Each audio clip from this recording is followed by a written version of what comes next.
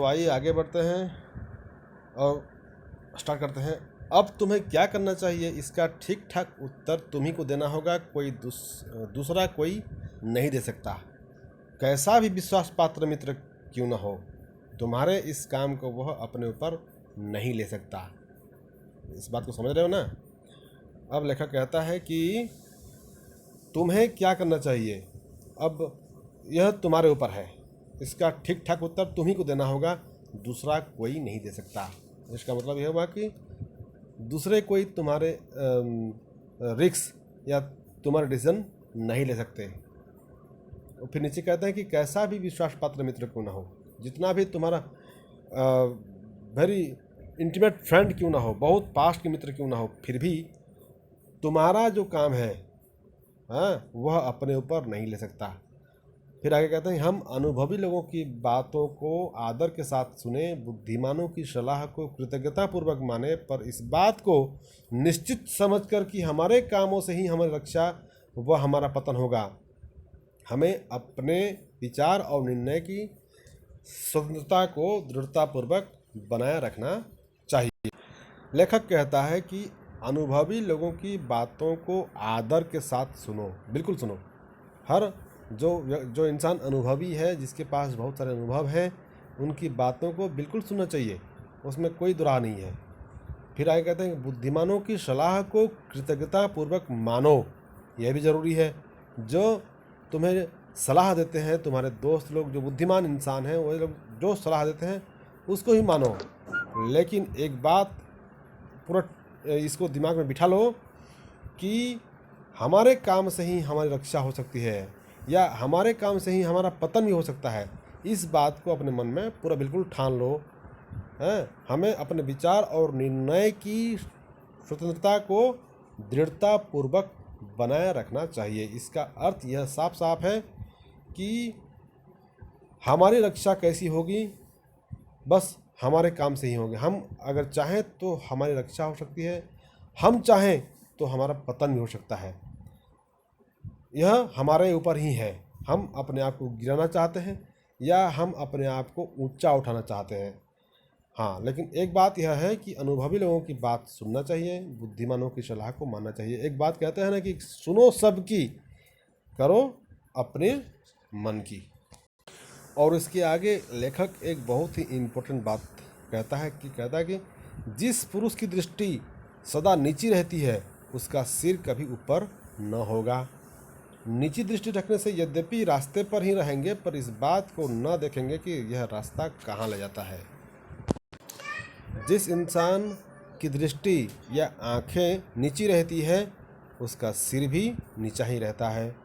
इसका मतलब यह हुआ कि जिस इंसान का लक्ष्य छोटा रहता है, पास में रहता है, उसका सिर भी नीचा रहता है, वह छोटा ही रहता है।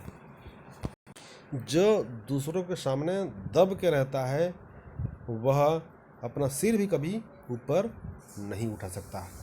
आगे फिर कहते हैं नीची दृष्टि रखने से यद्यपि रास्ते पर ही रहेंगे, पर इस बात को न देखेंगे कि यह रास्ता कहाँ ले जाता है। अगर हम दूसरों के सामने दब के रहेंगे, चुपचाप रहेंगे, तो यह तो एक बात निश्चित है कि हमारी दृष्टि जो है वो हमारे रास्ते पर ही रहेगा, हमारे घर संसार के बीच ही हम रहेंगे।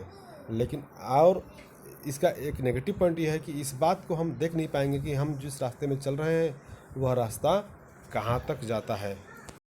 जिसकी आंखें नीचे देख रही हो, ज़रूर उसका सिर भी नीचे होगा और उसको रास्ता कहाँ तक गया है, किस दिशा में गया है, यह उसको दिखाई बिल्कुल ही नहीं देगा।